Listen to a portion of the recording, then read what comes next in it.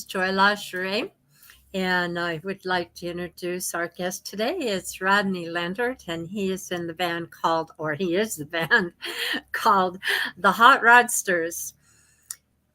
I mean, oh, cool! I love this shirt. Okay, Yeah, yeah. so I'm going How to you give you. doing? I'm Pleasure going to to give. be here. Great, thank you. I'm going to give a shout out to my sponsor, Luscious Moss. Excuse me. Studio owned and operated by Chad Christ in Edgewood, Washington. And he has created a very creative, collaborative environment in his studio in Edgewood, Washington, for drummers specifically and guitarists. But it's turned out that it's also, he's been producing other people's music. So if you want to find him, do find him at on Facebook at either Luscious Moss Studio or at Chad Crest in Edgewood, Washington. And with that, Rodney, we can go ahead and start. And I do have a person already plugged in here that's saying sorry, Joy, but I'm not sure why. So whatever the reason is, Well, please identify yourself so we know. I Rodney, don't see any. I don't see any messages, so you got all the messages coming in. all right. So tell me, how did you get started in music, and who is an inspiration to you? That oh, somebody said he coughed. I coughed. Well, Sorry about that. well, Anyway, I started playing music. I come from a musical family, and we were all kind of required to play an instrument. I started in on the trumpet when I was in the second grade taking lessons. And my uncle Ernie was a sax player, and he was about 10 years older than me, but he was a very fine saxophonist. And we used to take lessons from an old guy named Mr. Kelly in Everett, and I followed up with that, and then played trumpet and baritone horn in high school, junior high and high school bands and marching bands and all that kind of stuff. But in the meantime, I really liked the drums. ah, And I'll get back to Ernie. He had a band called the Taxman, and I was just a little guy, and they used to play, and there was a guy in the band named Dino Klein, and he was the coolest dude you'd ever want to see. He had a Beatle haircut and Beatle boots, and I thought, that's what I want to be right there. I want to be just like that guy right there, right? So I started playing drums when I was really young, like 12 years old. And by the time I got into junior high, I had a band together with some of my buddies, and we were doing little dances and parties and talent shows and all that kind of stuff, right? very fun. Yes. And yeah, and so I pursued it, and I kept going. And into high school, I formed another band called the Hussey Band, and that was named after the guy that ran the county, or the Lake Stevens County dump. His name was Hussey. And he was a big guy, about 7 foot tall, with a big old wool coat. And he didn't have a car. He just walked everywhere he went, right? So you'd see Hussey going down the road. So he said, that's it, the Hussey Band. We'll name our band after, right? That's cool.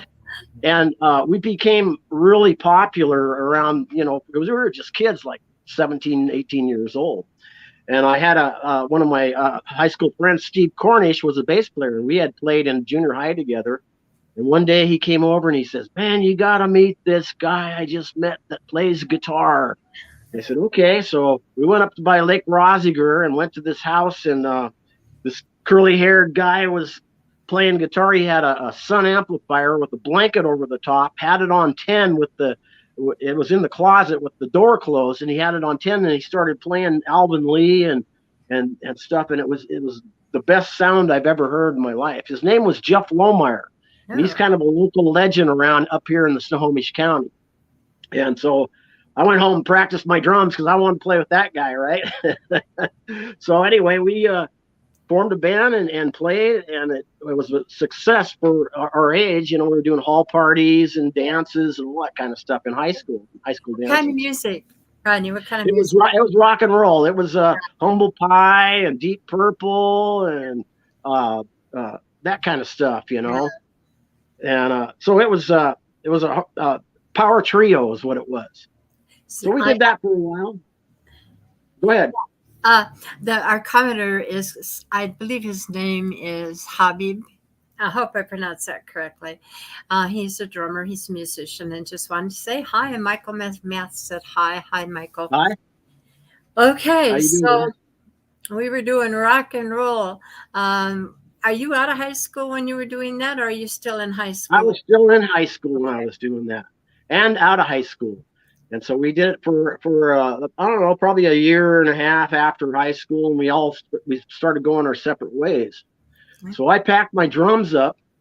The back of my El Camino, I had a little canopy on it, and me and my buddy went to California. I had a childhood friend, Howard Ames, that was in Pismo Beach, California.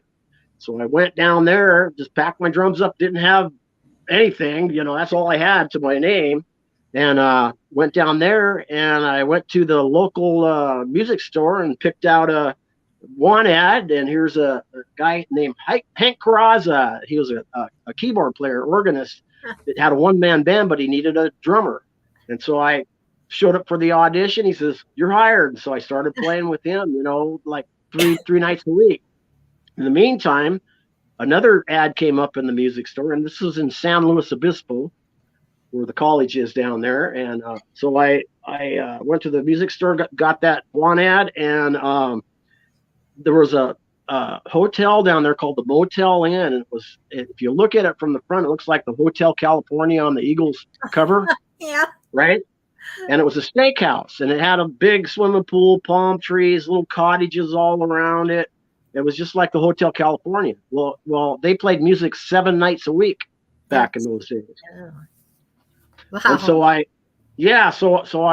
auditioned for that band, and I got it. So I was a house drummer Tuesday through Saturday at the Motel Inn in Wow. San Luis Obispo, and then during the day I'd hang out at the beach and get all tan and do a little Hard surfing and life. stuff. I mean, it was the perfect dream for a musician, right? For a kid, right?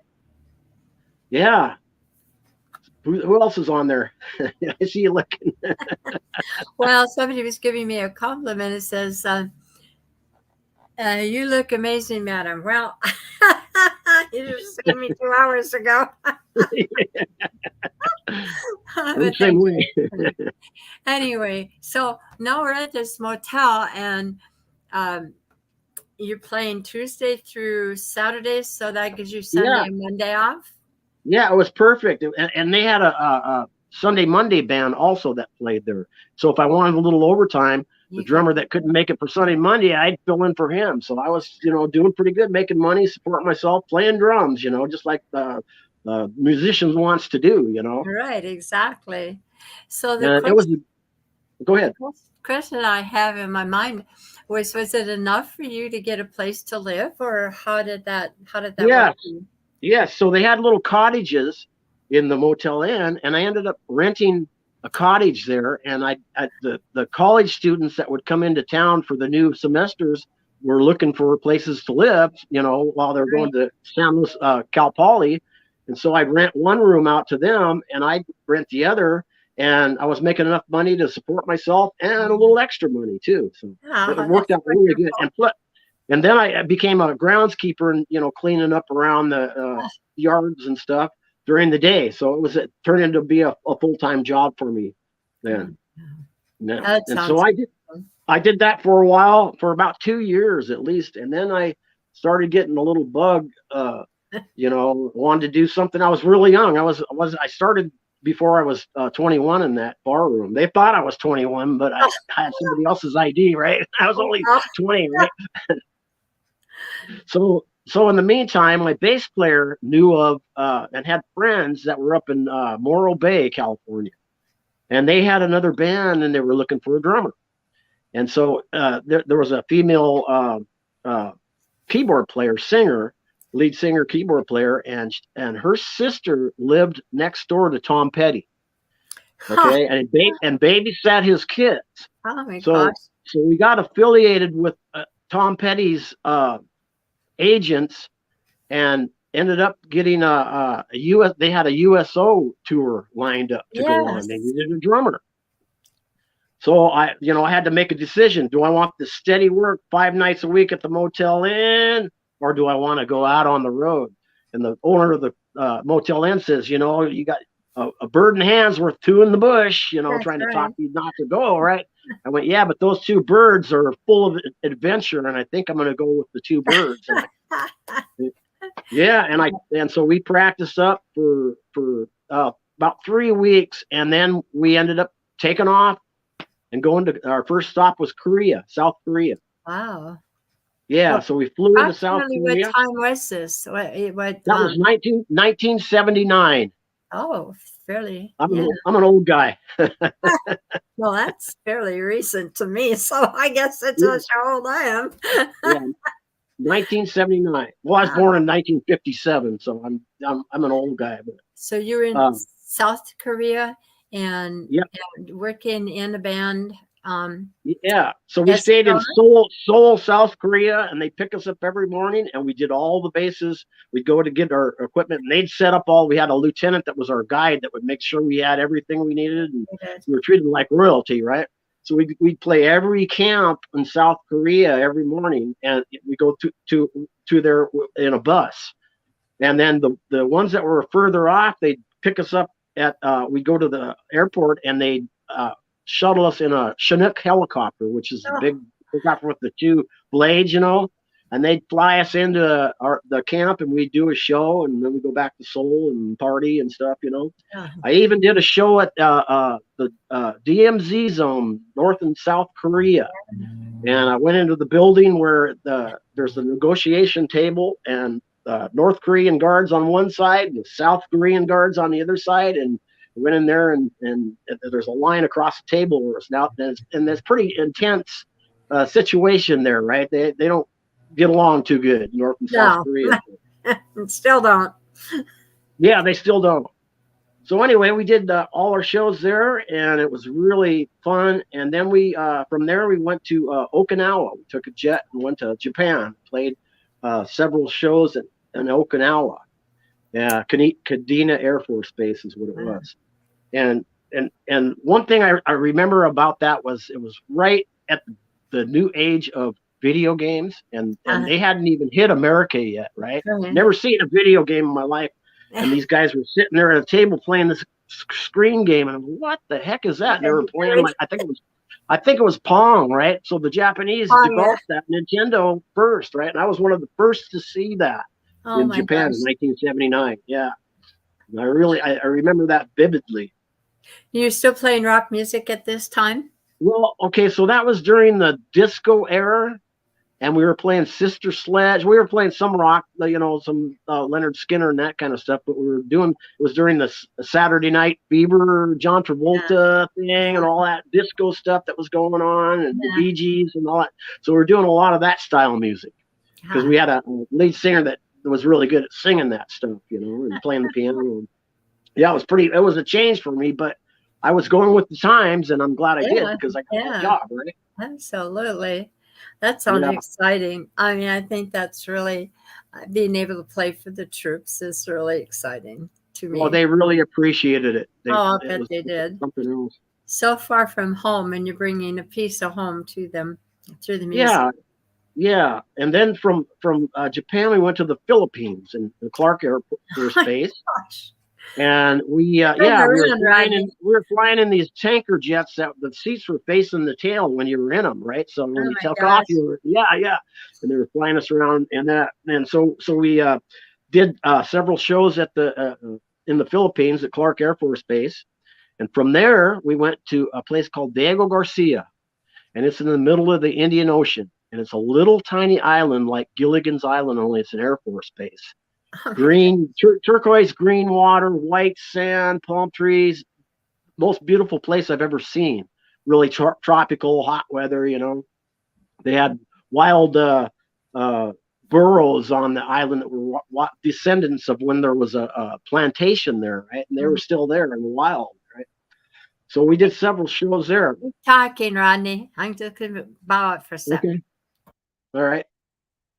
And so then from there, we went to the airstrip, and there was this little tiny airplane with the 4 seats in the back, pilot and co-pilot.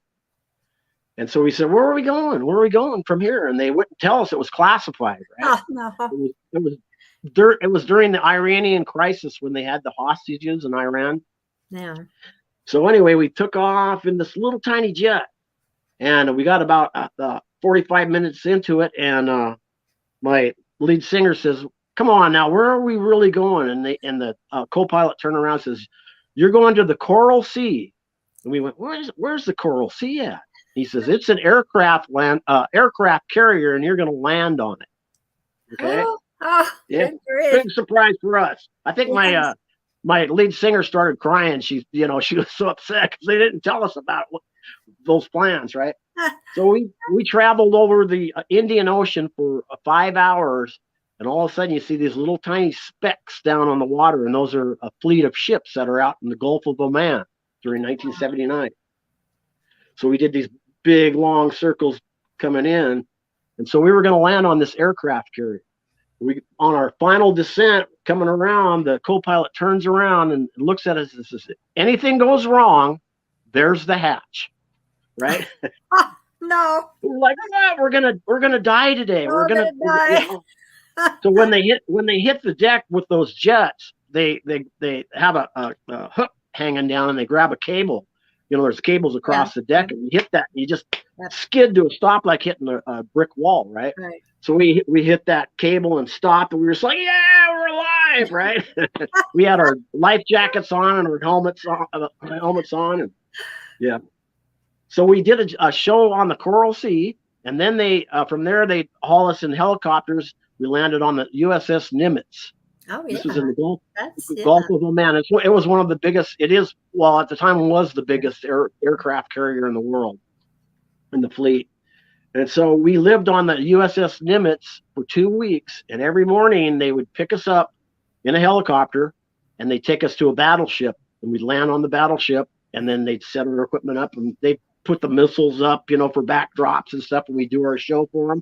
And then they pick us up in a helicopter and take us back to the Nimitz, and it was like a floating hotel for us. Oh my gosh, that sounds exciting. Tiring, but exciting. Yeah. And so on smaller battleships, they couldn't land the helicopters. So what they had to do was put us in harnesses and lower it. They'd hover over the deck of the ship, and they'd lower us down while the ship was going. And they'd lower us down, and we'd do our show, and they'd hoist us back up, and we go back to the Nimitz, and oh my gosh, it's crazy. So where'd you go from there? Okay, from there we went back to Guam, did a show in Guam, and then the tour was just about over. What I was going to say, though, when they were lowering us down from the helicopters, one of the servicemen tied the piano off the case, and the rope broke, and it smashed to the deck. Oh no! Right on our last show, and so those guys, the techs, soldered it back together enough to where we could finish the show, and that piano was fixed. Right? Field expediency. Yeah. We picked the case up, and it shook like a piggy bank. That's how damaged it was. Oh, gosh. So, how did you get into country? After those exciting times in California and then touring. Yeah. So after that, we a little boring after that. Yeah, they flew us back to Hawaii for R&R for a week, and then they picked us up and took us back to the States. And then I joined another band, and they were recording, and we went to LA and tried to work down there, and that was so competitive. It was really hard to make a living down there. And I was on my own. I didn't have anything. I was just a kid. So I ended up going back to Seattle, and I ran into my old friend Jeff Lohmeyer again. And he says, "You want to go on the road with a power trio again?" And so we hooked up with this guy named Dennis Wright, and I went on the road doing the Northwest Circuit, Montana, Oregon, and we worked 5 nights a week every week. We had to beg him for a day off, right? He worked. He had a wife and kids and had to work, right? That's what he did for a living, and we did too. So, but we weren't, we didn't have a family to take care of. We were just single kids, right? Right. Yeah. And so from there, I did that for a while, and then I formed another band that was really a popular band in the Northwest Snohomish County area called Shapes. And me and Jeff Lohmeyer were in that band for a couple of years. And And I wanted to tell you, when I joined the Flame Band, Rick Haugen, who is my drummer now, Yeah. he was leaving the Flame Band with Dennis Wright, and so I took his place. And who'd ever think that he'd be playing For you. drums? Yeah, because we were both drummers back there, right? Yeah. So I'll talk more about Rick in a minute because I got a lot to say about him too. So yeah, from there I did that for a while, and the Shapes Band, and then I started having kids and a Ah, family, and I had to get it. My well, ex-wife, my wife at the time, girlfriend, said, "You need to get a real job, honey." And I'm like, "This is a real job, honey." exactly. So anyway, I ended up at Boeing for 31 years. I painted airplanes. A lot of the 747s and the 777 fins that you see flying by, I painted the right hand fin on those Ah, airplanes. Yeah.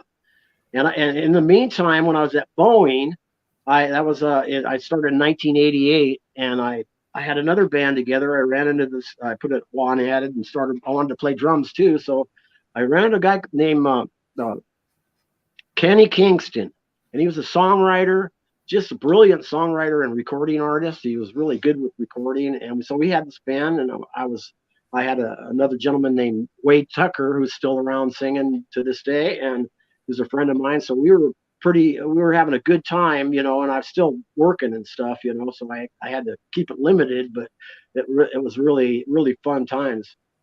Yeah. so Mm. when did you go into country? What point did Okay, I know you love country, right? I love country? Yes. I saw you when you came and saw us. You knew every word to every song we were Yes. playing, and you were bouncing in your chair. Well, my legs are too bad to dance anymore, but Yeah, yeah, I've done some wild stuff with those legs, so they don't yeah, like yeah. it anymore. Go ahead. So anyway, what? So I had a dream one night, and I dreamt that I was an accomplished fiddle player like Charlie Oh, Daniels. wow. Right? I had never touched the violin in my life. That was 10 years ago. And I looked at Lori, my wife, and I said, "I'm going to play the fiddle." And she goes, "You're nuts." So I went and bought a fiddle, and I started playing it, and I didn't even know how to tune it or hold the bow or anything, right? And so I got online and figured out how to tune it and kind of how to hold the bow and stuff, and I just started learning online and stuff. And then I got a instructor out here in Lake Stevens. Her name is Marcia Thuma, and she is an accomplished symphony violinist. Just can make a violin sound the best you've ever heard, right? Mhm. And so she was teaching all the kids in the schools around here, and so I started taking lessons from her.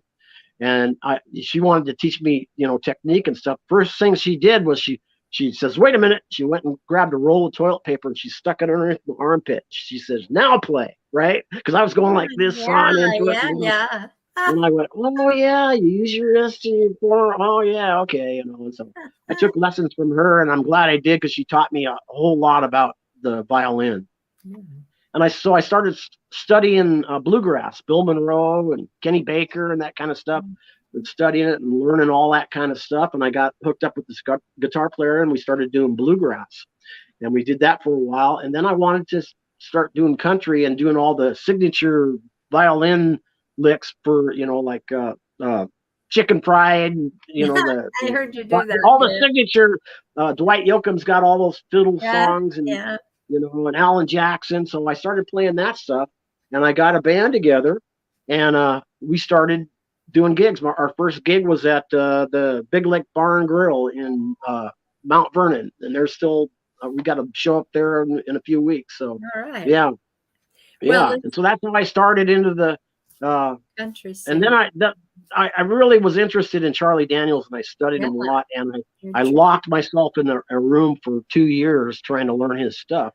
And the first song that I uh, attacked was "Devil Went Down to Georgia," and it took me 2 years, note by note, to figure that song out because I was a beginner, right? Yeah, Yeah. I can't even imagine. Would you like to show us a little bit about what you do with that fiddle?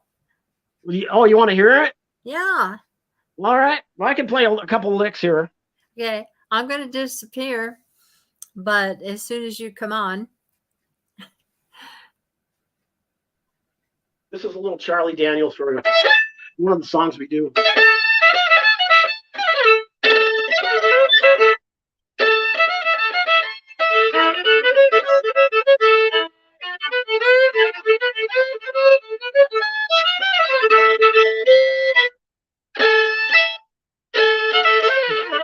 Train down the streets go right on time. Took a boy sitting down in Carolina. People down Florida can't stay still when Leonard's still getting down to Jacksonville. People down Georgia come from near and far to hear Diggy Best playing on that steel guitar. So gather round, chill and get down. You can get down, chill and be loud. You can be loud again, be proud. You can be proud again, proud of the rebel, 'cause South's gonna do it again and again.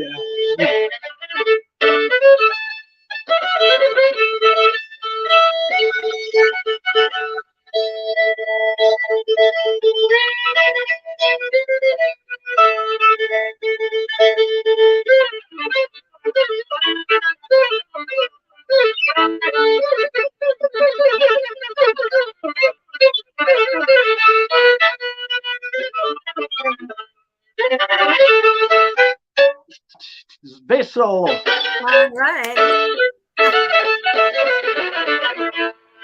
Yeah. All right. You have me dancing in my seat. All right. So that's just a So, little sample of what we do. I do a lot of Charlie Daniels in the band, and and a lot of we're a high energy country rock rock. band. Yes. Yeah, And you and know what? you saw it for Eyes Nobody on It. sits through your music. They're all out Yeah, there dancing. yeah, He had the CCR Pack. That's a restaurant and bar and grill in Snohomish. yeah. Collector's And Choice. yeah, we stopped in there because he said he's going to be there, and I hadn't seen him yet. So I couldn't believe it. It was packed, and everybody was dancing on that floor. They needed a bigger dance floor, truly. Yeah. We have a good time in there. Fun. I'm booked in there about 5 or 6 times this year. They like us in there. Yeah, so that brings me to two questions. One is, what were you doing during COVID? And two is, when did you form the Hot Rodsters, and how long have you guys been playing together?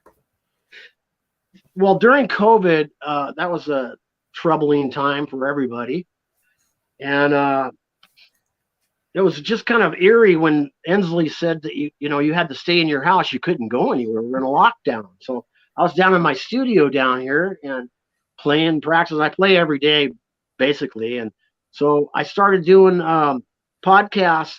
I do a song a day on the fiddle, and I'd send it out. And I started getting requests every day. They'll play this one, this one, right? And so people were looking forward to my my podcast and I did that for a couple of weeks, and to relieve me from going crazy being in lockdown here because I couldn't be around anybody. Yeah. And in the meantime, I had the Hot Rodster band together. I've been together. I formed this band about 5 years. It's going on 5 years now. Yeah. And so we kind of put the band on hold, during that time. Nobody was, you couldn't play anywhere. So, you didn't really want to be around anybody because you didn't want to catch that stuff. I ended up catching it anyway, but, at the time so yeah, that's pretty much what I did during that. This is kind of funny. I'd go out on the deck, and all the neighborhood kids would be across the street. There'd be dozens of them, right? So I go out and play fiddle tunes for them on my deck, and they'd be clapping. Yeah, more. That's so cool. Yeah. Yeah. Oh, well, that answers two questions. And that drummer that you have now is a drummer that you took his place. Was that the deal? Yeah. So his name is Rick Haugen. Right now, I would say the band sounds better than it's ever sounded. And Rick Haugen is a dear friend of mine. We've known each other for 45 years now. And he played with the Guy Johnson band. I don't know if you know Guy Johnson. He's a local legend around here. Yeah, I don't know. And so, yeah, we were like competitive drummers or in bands, separate bands, doing the, clubs down the street from each other back in the early 80s, right? And so we knew each other. And Yeah. And so anyway, I was doing the Quilceda Casino show, and I needed a drummer, and I pinged him on Facebook. Said, hey, I hadn't talked to him in years, you know. Said, hey, you want to do a show at the casino? And he's like, well, yeah. So he came over and started practicing with me, and he's been in the band ever since. It'll be well, he's been with the band a year now. I think it was Wow. February or March when he joined, right? So That's a good yeah, and singer. Yeah, and if he's I just remember correctly, he sings too, right? yes. I was just going to mention that he's a great singer, and it's really hard to find drummers that sing anyhow. And so I got the best of both worlds. He's one of the I consider him the top 5 drummers in the Snohomish County, King County area, and plus he adds this beautiful voice to it, and it's just puts it over the top, right? Yes, And then absolutely. I have another gentleman, John Case, that just joined. He's my most recent member of the band. He plays bass, and he Yeah, sings really good. And he yeah, was in the band called the Dominoes at one time. And the I don't know, the Dominoes, Jerry. yeah, He's yeah. yeah, Jerry, yeah. So he's he played in that band. And so anyway, he was friends with Rick, and he we were kind of my other bass player, Wigberto Bello, was great jazz bass. He played a 6-string bass guitar, yeah, but he worked at Boeing on second shift, and so my schedule uh-huh, started getting too busy for him to be able to play, right. And it was a shame losing him, but it's just what happened, and we had to go our own ways. So John joined the band, and he's just a great guy to have in the band. He shows up, he knows all his parts, he knows all his harmonies, he knows it's great, right? yeah, Perfect yeah, person to have in the band.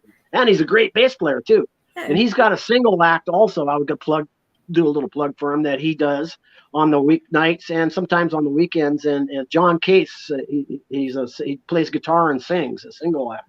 Plays at the Oxford once in a while, and I think he's playing at Collector's Choice. And Yeah. there's a plug for you, John. Yeah, I'll have to look him up.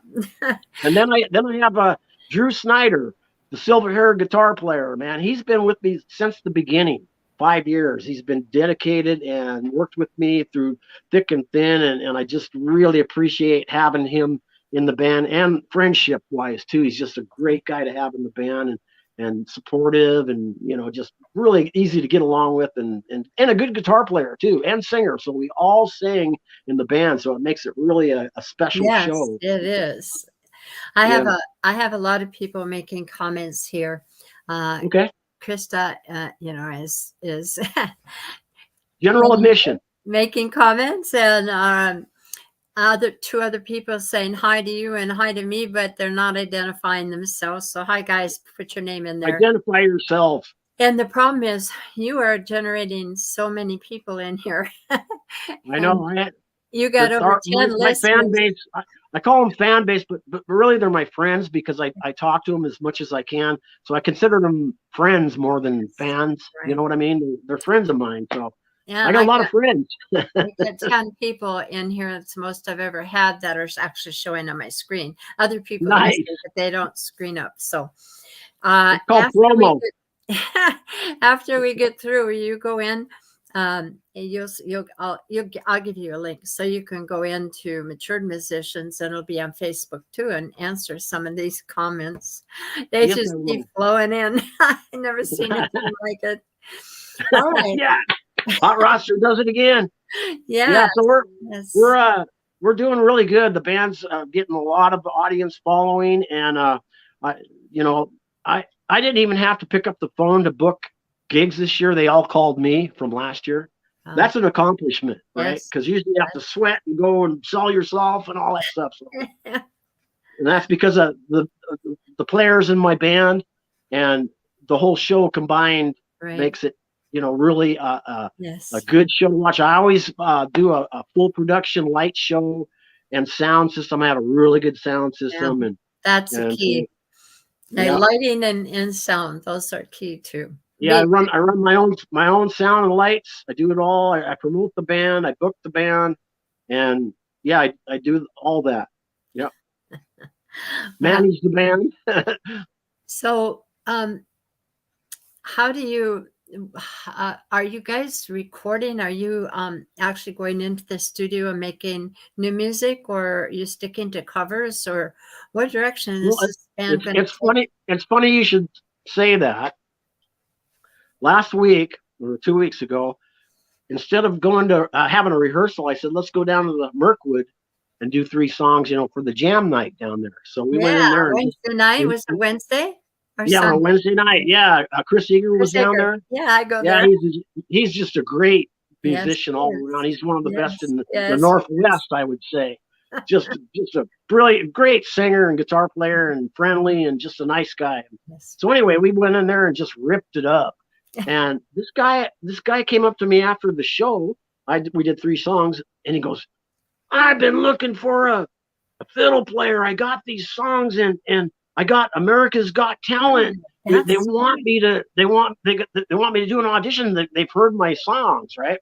I said, "Okay, I'll play fiddle on your songs." So anyway, he came over, and his name's Dan Borsier, and he lives in La Conner, and he lives in Costa Rica. okay. He's got a house down there, right? Yeah.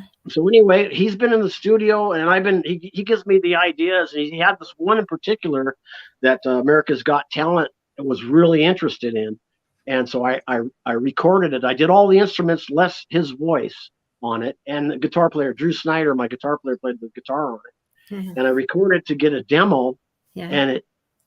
and we think we've developed a new sound. We're going to call it something like swampy rock or something. It's got the fiddles in there and the old Cajun stuff, but it's rock too, right? So it's just a whole different sound.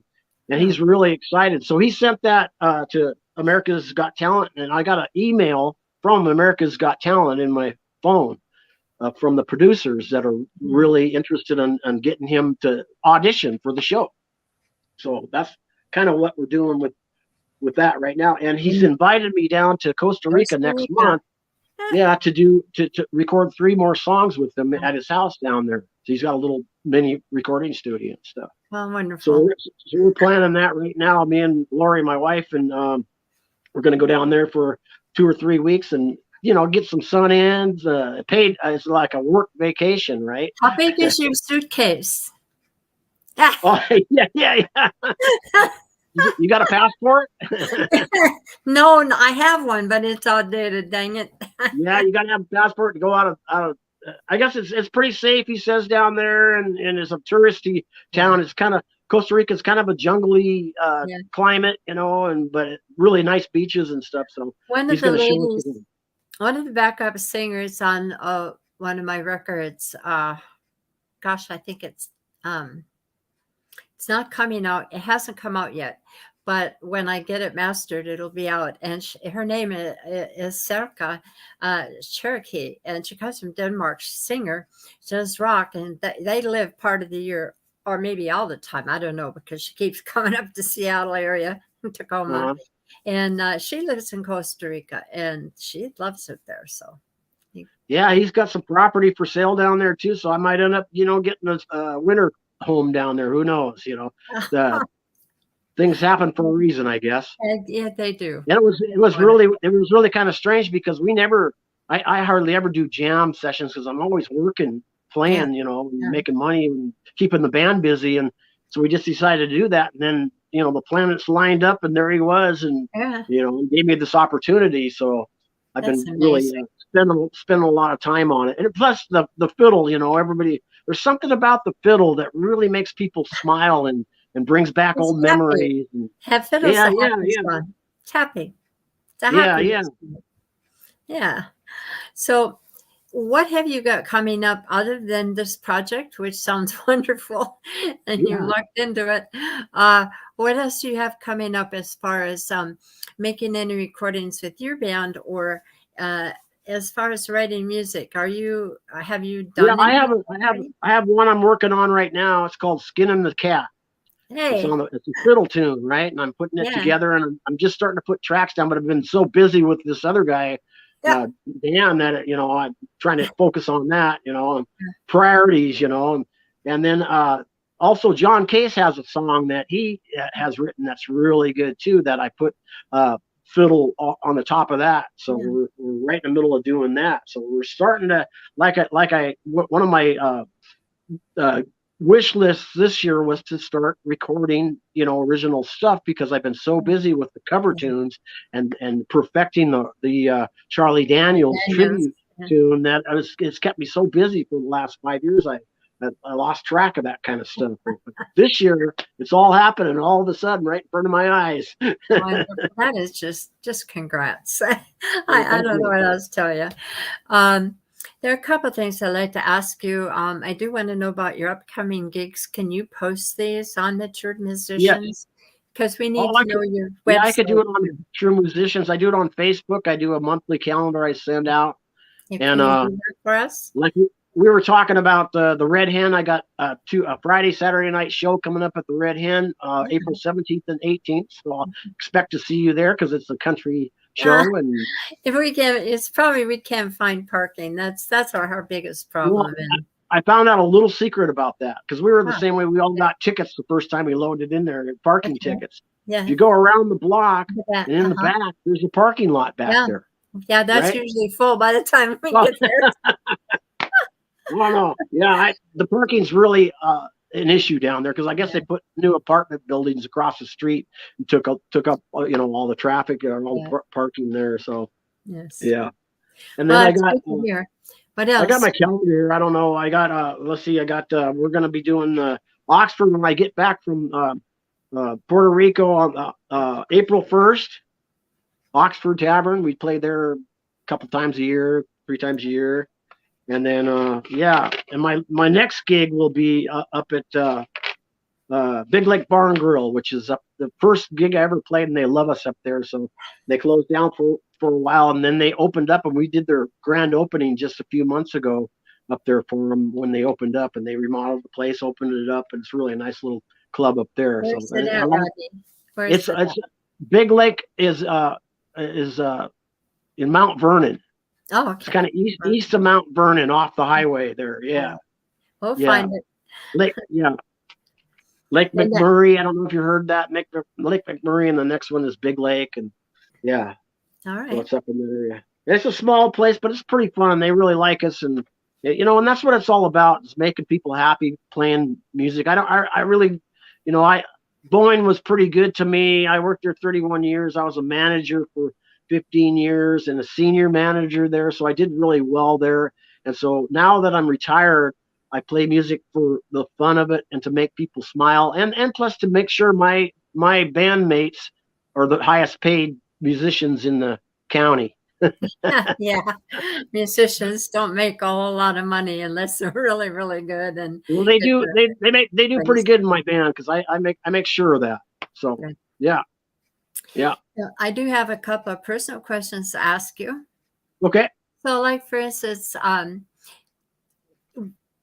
what would you say were your worst moments and your best moments through all these years that you were playing? That's a very good question. And I have a lot of them, a lot of worst moments, a lot of best moments. But I think one that comes to mind was when I made the decision to quit my steady house gig at the Motel Inn to join the Footloose Band. Yeah. And in between that period, I wasn't making any money, Oh, right? And neither was anybody else because we were rehearsing for that show to play, yeah, right? We had to be top notch, right? yeah, So we were good. rehearsing we did it for like a month. And I can remember we went to the store and bought a can of beans and some tortillas and a little bit of sauce. And that's all the money we had as Oh, yeah. together to feed ourselves, Oh, right? yeah. Now Been there, that done that. Know yeah, how so that works. that's my story about the starving musician. But Yes. the sacrifice paid off, right? Yes. We ended Yes. up going overseas and stuff. So that was Good. one of my worst. And so with that, in that same vein, one of the best moments was when I was in South Korea and the bus driver was taking us and he got lost on the back in one of the back roads and it snowed like 6 inches that night. Oh. It was dark and the lieutenant was yelling, "Get us to the show," and he couldn't speak any English, right? And so anyway, we were lost and lost for hours. We drove around in circles on these mountain roads. They're not Oh, cement roads, they're mountain no. roads, right? And 6 inches of snow, and it was really scary. And we thought we were going to have to end up spending the night in the bus out in the middle of the mountains, right? So anyway, we came up upon this camp.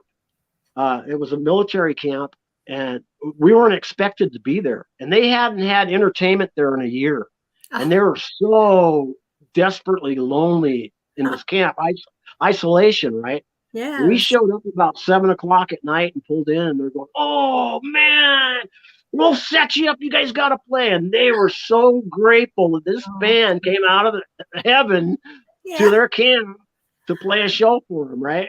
So we Kind of ended up makes playing for them, kind of and they makes were, you wonder about yeah, divine intervention, huh? that's right, yeah, and they were so. I never forget the smiles and the gratitude that we were there, That's and so amazing. that was a really happy moment for me. The other question, those are great answers. I love them.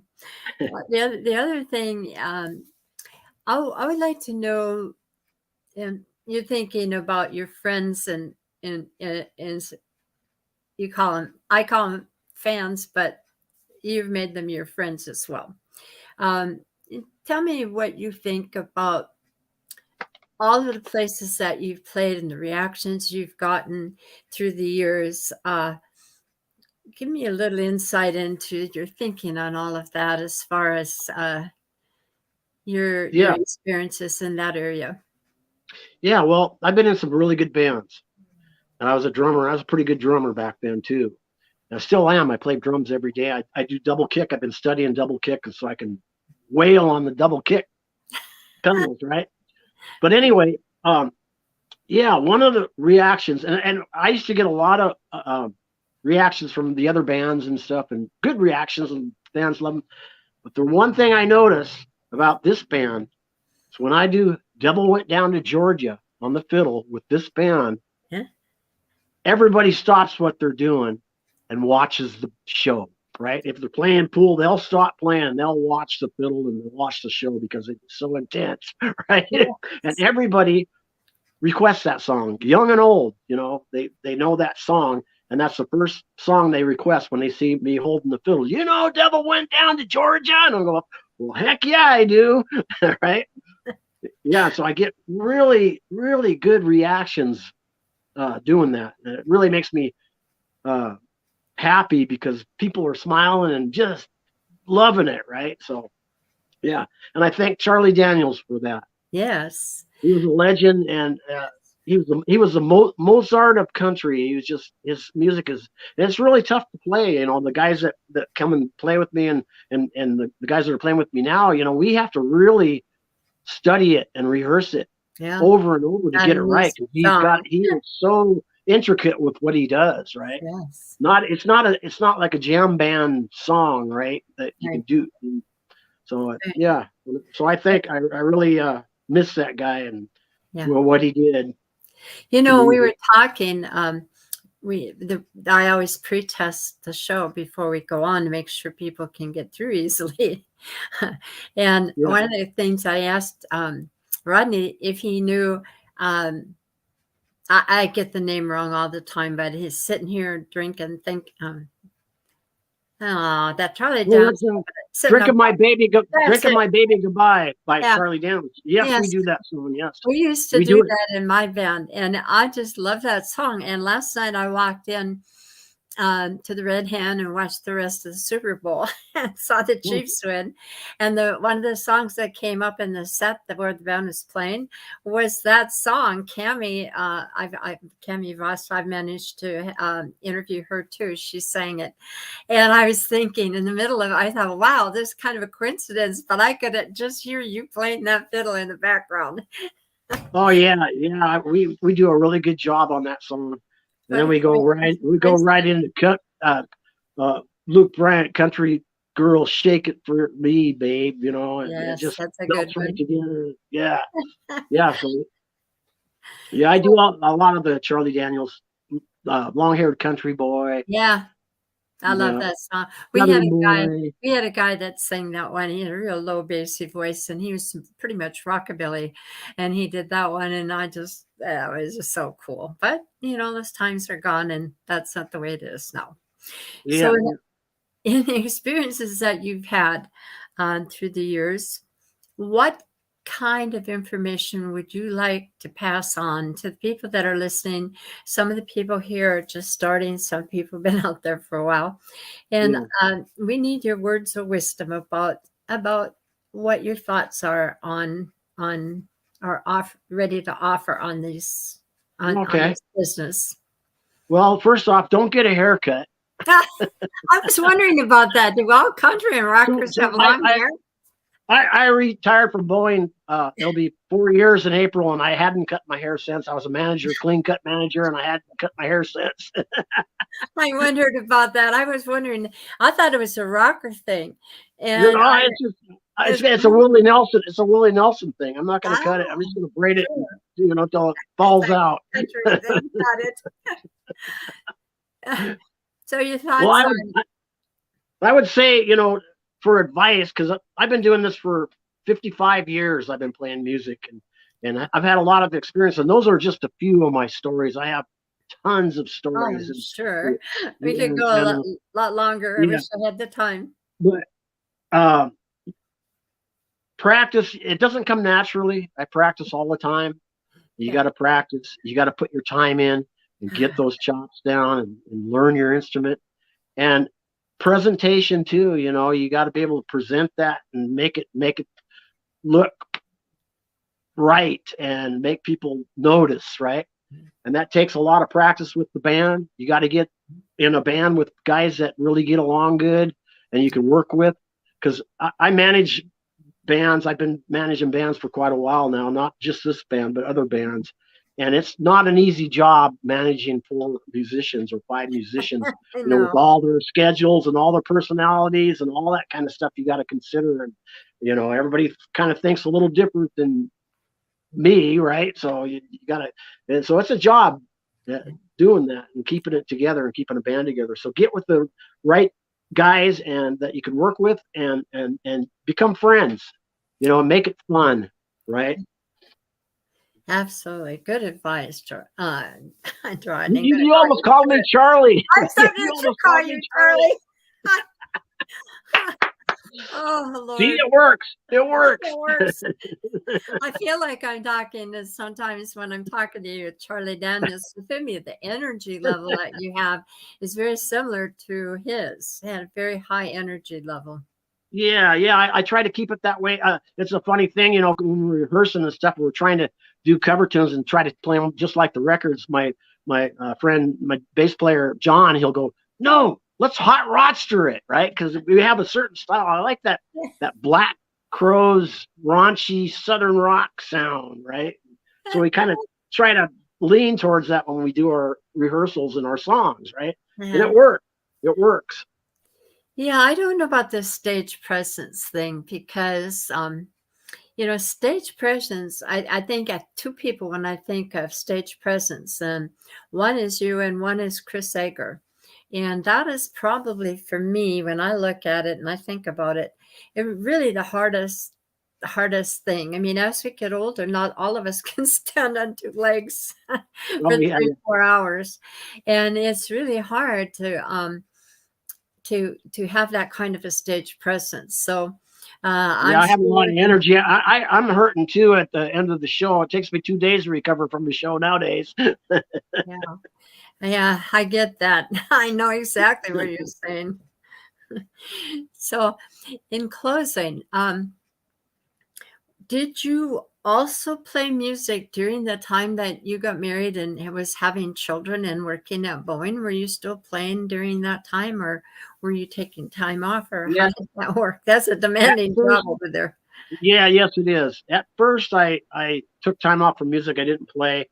I was just you know, trying to focus on my career, and I just took a break from it. It was about, I don't know, 5 or 6 years. Oh, But that's then not I couldn't do it anymore. I have music in my blood. It's just, bad. music does it for me. I've been playing since I was a little kid, and I'm going to play till my last day. Yeah. So, and so anyway, yeah, I took a break, but in the meantime, uh, I started up a band called 10 to 1, and that was Kenny Kingston that I was talking about. And Yeah. we were playing all the local clubs and stuff around Snohomish County, and working on it, and it was really a good band. And Kenny had some really good original songs. He had one called Cold Brew, and it was about drinking a cold brew on ice. It was called On Ice, right? It was called On Ice. And I remember it was such a familiar song. I mean, it was such a nice song to hear that my little kids in diapers were singing Cold Brew on Ice, and they were singing this song. I said, that's got to be a hit, man. And you got little kids Exactly. singing it, right? I went to a guy who practices and sings with me. He's a rocker and I'm country, so it's kind of it's kind of wild at times. But he was at this pizza place on Friday. We went out there to hear him. Well, guess what? I just forgot what I was. Oh, and the mom had a little kid. I could have been more than maybe 3. I would say she was. And that little kid was dancing up a storm to his music. I swear. It was the cutest thing I've ever seen. But you know what? Yep. Kids seem to have their finger on something. I don't know That's what. right. My grandkids come to see me play occasionally. And my mother even comes to see me play, and she's 85 years old. Wow. And as a matter of fact, I wanted to compliment you on your Country Hot song. Okay. And I listened to that thing for probably 2 or 3, 4 times so far. And then I played it for my mom the other day when she was over. I said, yeah, listen to this song.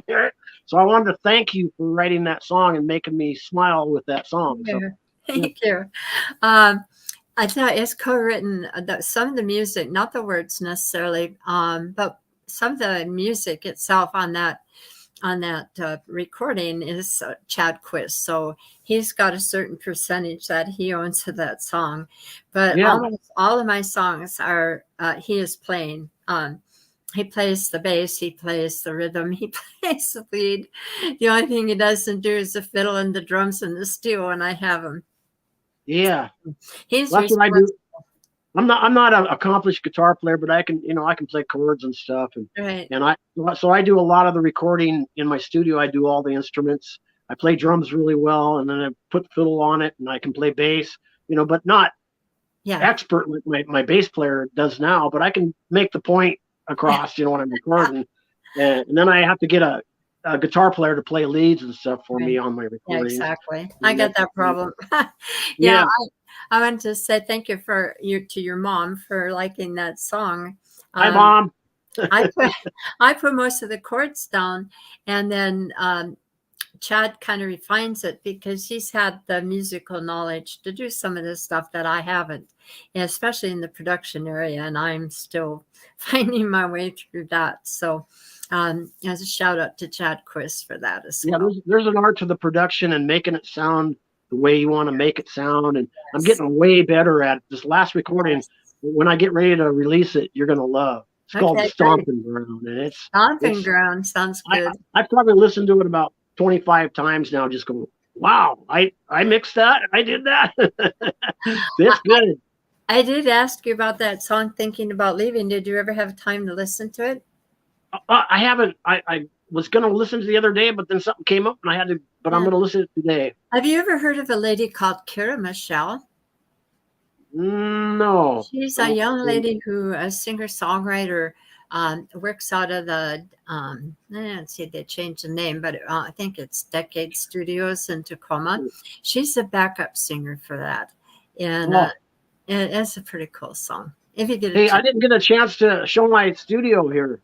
Oh, yeah. Let's do that. We have a few more minutes. I looked at it the other day, yeah. So I got. Thanks for reminding me. I've been getting into this stuff, and I kind of got lost in it.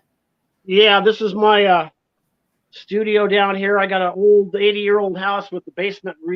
This place was like a museum when I moved in, and my wife went and she remodeled it down here, and we fixed it up, and she made it into a studio for me. What a nice wife, huh?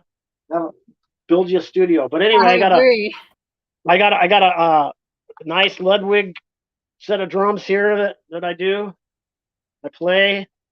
I got amps, bass amps. I got yeah, it's really nice. And we have a good time with this. We call this the band cave.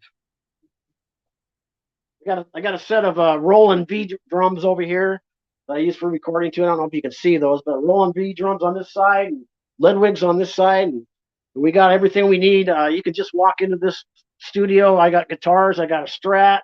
I got a Les Paul. I got a Telecaster, a bass guitar, amp. So you don't even need to bring your axe. You can just come in and play and record, and it's really fun. That sounds wonderful. I know I had a good, really hard look at this studio before we went on air. So it is great setup. But we have reached that awful time when I have to say goodbye. I even have some. I don't know if you can see that, but there's Yes, my the T-shirts, my Rodsters. logos. So if anybody wants T-shirts, they can ping me and I can send them to them, or they can get them at the next show that I'm playing at. Watch for Hot Rodster Band on Facebook. All right, sounds good. So again, I want to thank you, Rodney, for showing up and doing this interview with us. It's been a marvelous time. Do remember? It was my pleasure.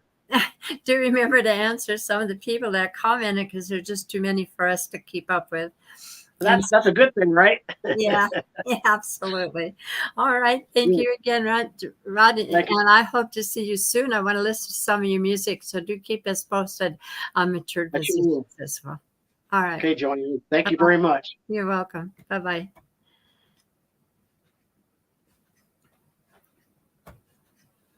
Well, that's it from now. I hope you can see me still. I think I'm still live. Okay. So coming up next week, I have Country Dave Harmonson. He has played on my recordings, steel. He's a great steel player. And he's also played some lead for me in a gig or two. So do stay tuned. Have a very happy Valentine's Day with your loved one or loved ones. And I will see you at the same time, same station, next Monday. Bye-bye.